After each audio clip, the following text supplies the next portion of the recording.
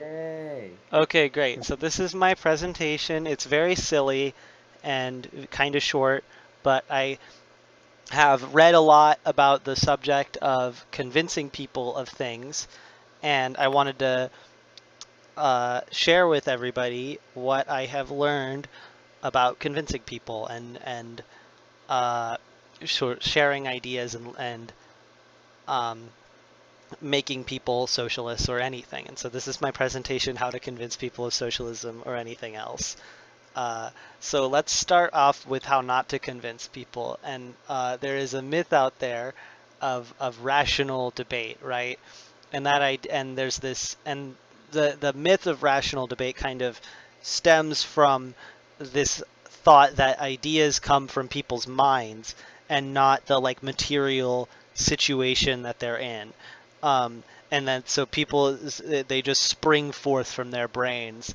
And the other precept is that everybody's logical, and so if you get a flaw in your logic, then they'll change their mind. And so what results from that is this idea that the best way to change someone's mind is to point out flaws in their logic, and the way to do that is by debating them and saying, I think your logic is wrong here, and let me show you why, and then you will come to believe my opinion.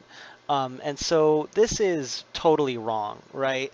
Um, we know that ideas come from people's material conditions and not pure reason, and that if you try to debate somebody, if you try to just throw out accusations that someone is being illogical, it just results in one person getting angry and shouting, and then the other person gets angry and shouting, and they both just dig their heels in, um, and nothing gets done. Nobody changes their minds, and also, if we were logical individuals and we changed our minds based on logic, then we wouldn't be human beings. I have a picture of Data from Star Trek here because that's just what I thought of, because if we were perfectly logical, then that's not human. And so, and in a way, this myth of rational debate is kind of capitalist ideology, and the reason why it's capitalist ideology is that um, the idea is that if rational debate is the best way to change someone's mind, then clearly, if everybody's rational and people change their minds through debates, and we've had lots of debates before, clearly whoever's in power right now must know what they're doing and be smart and be rational. Um, and so that's sort of why it's capitalist. Um, does everybody get this, or does that make sense to both of you? Oh, Yeah, indeed. definitely. Okay, great. Just want to make sure I'm not losing anybody. So the core of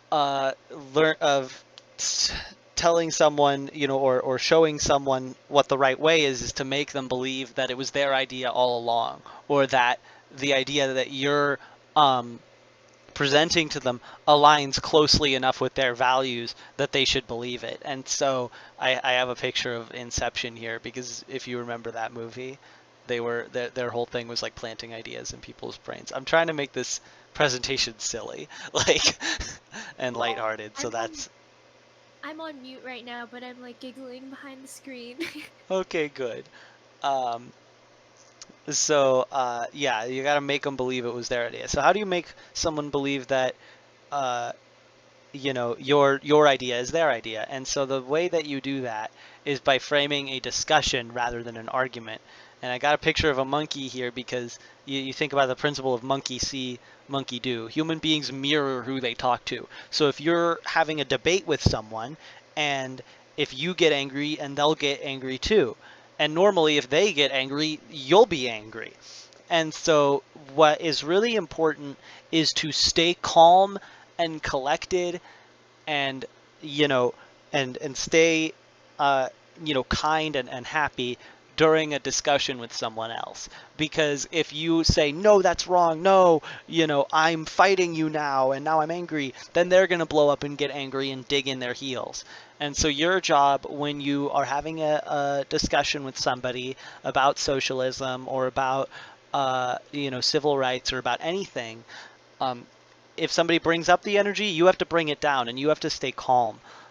because people respond to a calm voice, and people respond to uh, a kind interaction rather than just angry shouting. And so uh, the way that you do that, the way you frame a discussion is, use your words to try and change things more to be about learning together and not trying to win. And the other one is just to be a kind person, smile, make eye contact with who you're talking to, offer them food if you have anything. That's just like a universal human thing. If you give someone food, they're going to be like, oh, sick, yes, you're my friend now. And then make jokes, be funny, right? Just try and make them have them let their guard down a little bit, and so that you can let in your ideas, and they might be a little more receptive to you. And the reason why I have these propaganda posters in the picture is because, like, that's the whole spirit of socialism, right? Is cooperation and friendship, right? And so I thought that was a neat little connection. And so an example of how to talk with this discussion mindset is like, wow, that's interesting, let's explore that further, and not like, here's why you're wrong about that. And so if someone says something wrong, don't say, you're wrong. Say, okay, let's see where we can take this. That's interesting. And so don't get angry when someone says something wrong. Just stay calm.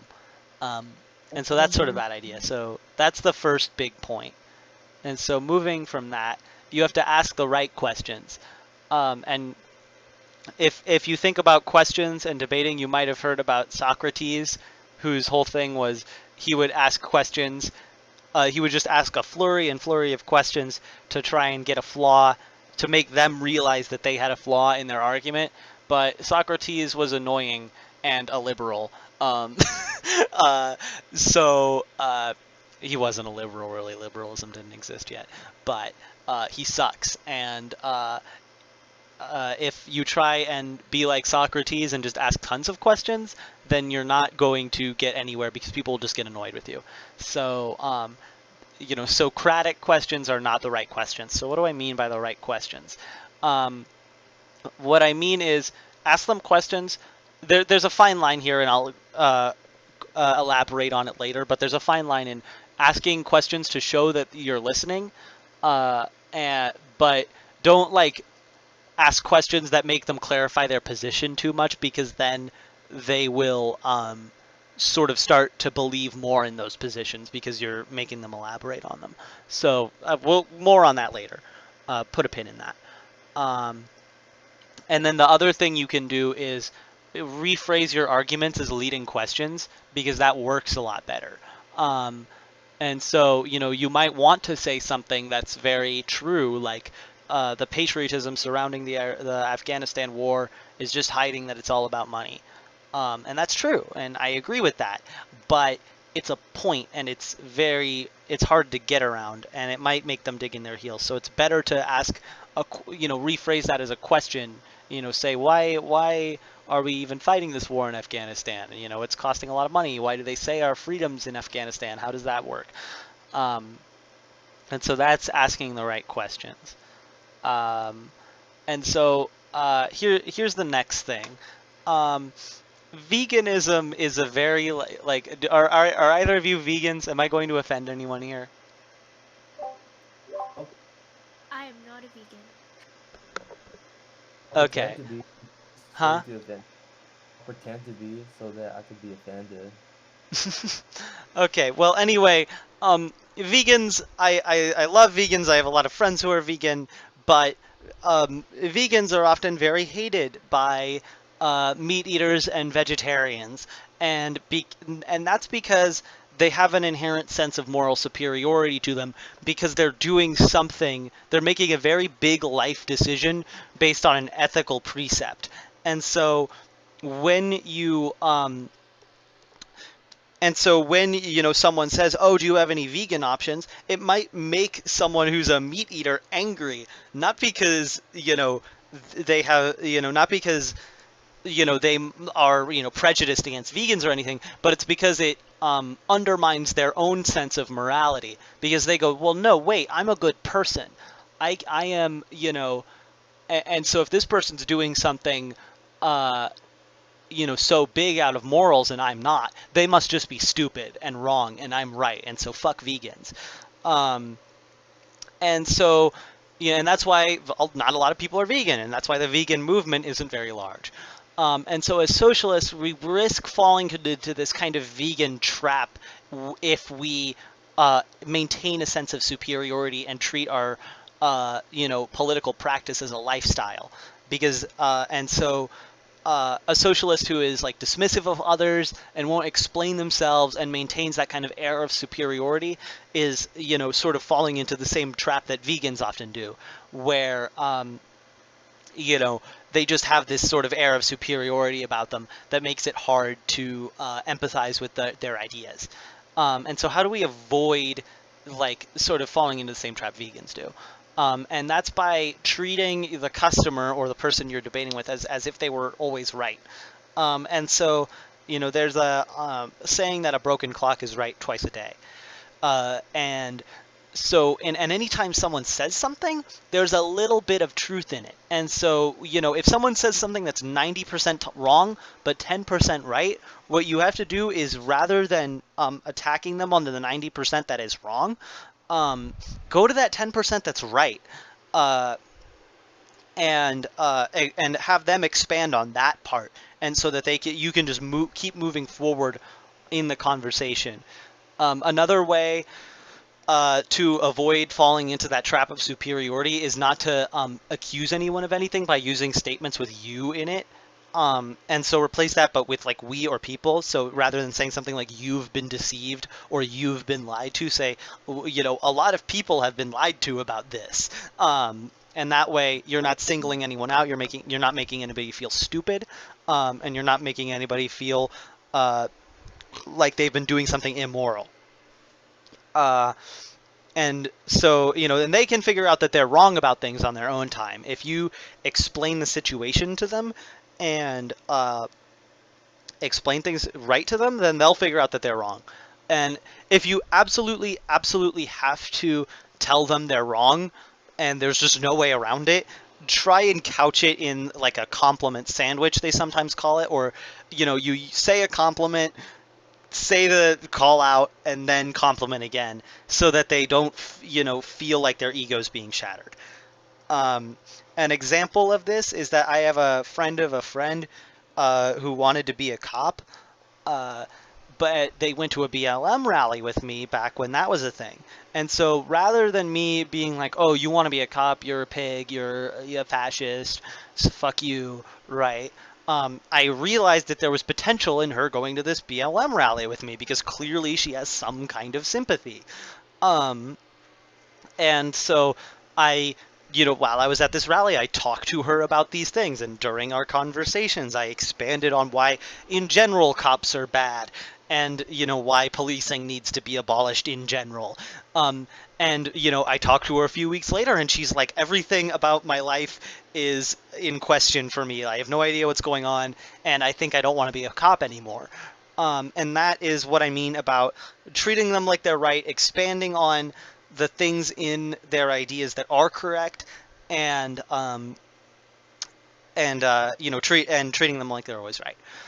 So that was does that make sense? I feel like this is the most confusing part of my presentation. So does that sort of idea of treating them like they're right make sense to both of you? Sort of. Yeah. I can expand on it later. I'll have question time at the end. Okay. And lastly, not lastly, but moving on, you should tell people why they should care. And so moral arguments often make people feel bad and don't change minds. I have many, many times told people about some awful thing that the U.S. empire did. I'll talk about this, what happened in Nicaragua, or the genocides in Indonesia, or just, or like the, MOVE bombing or Black Panther killings, just the endless laundry list of the crimes of U.S. empire. And the response I get 90% of the time is, wow, we suck. And they'll just go Eeyore mode and just be all sad and mopey rather than angry and motivated to fight. Um, and so, and that's not something you want to fall into. And so what you should do is, instead of, talking about these things in a sort of abstract way of just saying, look at this time the US empire did a bad thing, you should try and connect the issues that you're talking about with their own lives. And everything, the workplace, policing, imperialism is ripe for this connection, right? And you can connect any historical crime of the US to a person's real conditions right now, their working conditions, their livelihoods, and their repression, because we're all living under that. And so we all have a capability to connect that to our own lives, and so always be trying to make that connection. And an example of this is, talking about war crimes in Afghanistan could be bolstered by, talking about the war crimes in Afghanistan and then saying, all of us are paying for this with tax money, or, and things like that, that makes them go, well, shit, now I have a stake in this. Now it isn't, wow, we suck, and now you're getting a little class conscious and saying, wow, I should be fighting this. And so that is why you should tell people why they should care.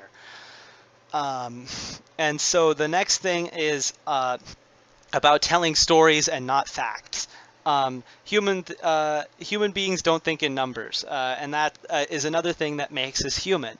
I put another robot there as a way of illustrating my point. If we all thought in numbers and figures, we would not be people. And what does make us people is that we think in stories, right? If you've ever read about, Joseph Campbell, or what's his name, the psychologist Carl Jung, about archetypes, and we think in stories and archetypes. And so you can use facts, and facts are a good thing, but they should be used in weaving a narrative about workers and capitalists and the global struggle. And so, rather than talking about the Soviet Union and how it made people's lives better with grain production statistics, you can actually tell a story about that revolution or any moment in life. And if you weave a good story and you have a compelling story, then people will zero in on that and understand that better than just isolated facts. And so that's another point. Hold on. Okay, so, and then the last big point before we get into reviewing is, you can't plant a seed, dump 100 gallons of water on it, and expect it to be a tree tomorrow. And so in the same way, you can't have one conversation with someone and expect them to be a, revolutionary tomorrow. And so what your job is, if you're having one conversation with someone, is to plant a seed that will make them think later.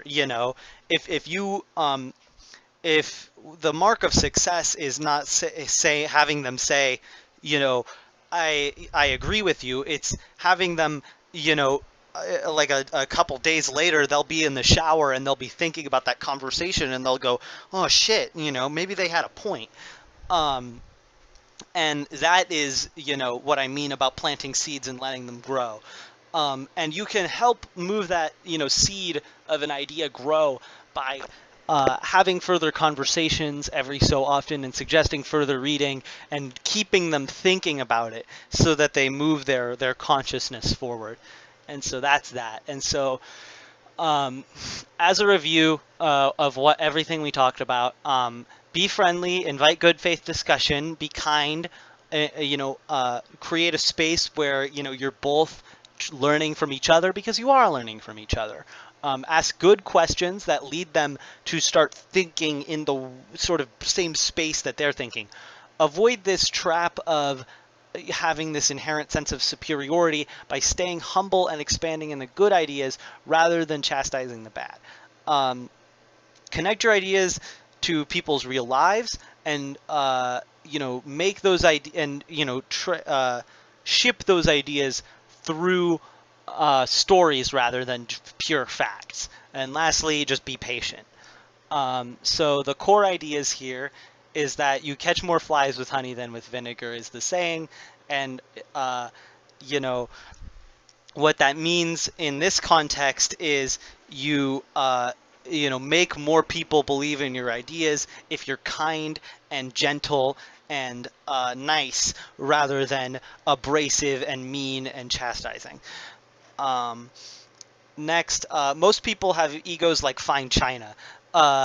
And so if you tell them that they're wrong, or you tell them, something that clashes with their worldview, then it'll shatter and they'll start yelling at you. And so try to take very careful, be very careful not to break anything. And so the last thing is a better argument is not a changed mind. It's kindness, good material conditions, and patience are what make for a changed mind. And that's my presentation. Does anybody have any questions for both of you? More like a comment. What's your comment? So you said you really touched on something that's really good, which is being humble. I think being humble should be, I really agree with everything you said. Like just as a matter of principle that we're not trying to impose something on others and not just like to sugarcoat it so it looks less threatening. We're really um giving our ways of solving problems to masa and to transform them to people like us. So like really to be humble is the most important in when talking to people, and like always have faith in the people, and it's possible that we are wrong when we talk about some things. We're not always right. That we're not necessarily right. When you said like people might have some truth in their what they say, but sometimes we could be wrong on a certain topic, and then we should also think about those kind of things and not just saying the massa as the masses. Sorry, that was Tagalog. Not just treating the masses as like an object. That's we have to try to figure out ways to make them receive this information. Also, we both the Rev and the massa masses. Oh my God, is learning and growing from this exchange. I absolutely agree with what you said. The real secret here is that none of this is a trick or a secret method to indoctrinate someone, right? It really, all I'm trying to communicate is that the real secret to changing someone's mind is to have a willingness for your own mind to be changed and to be nice. And have an actual conversation, and that works 1,000 times better than trying to browbeat someone with your ideas, because like you said, we might be wrong. So yeah, anything else from anybody?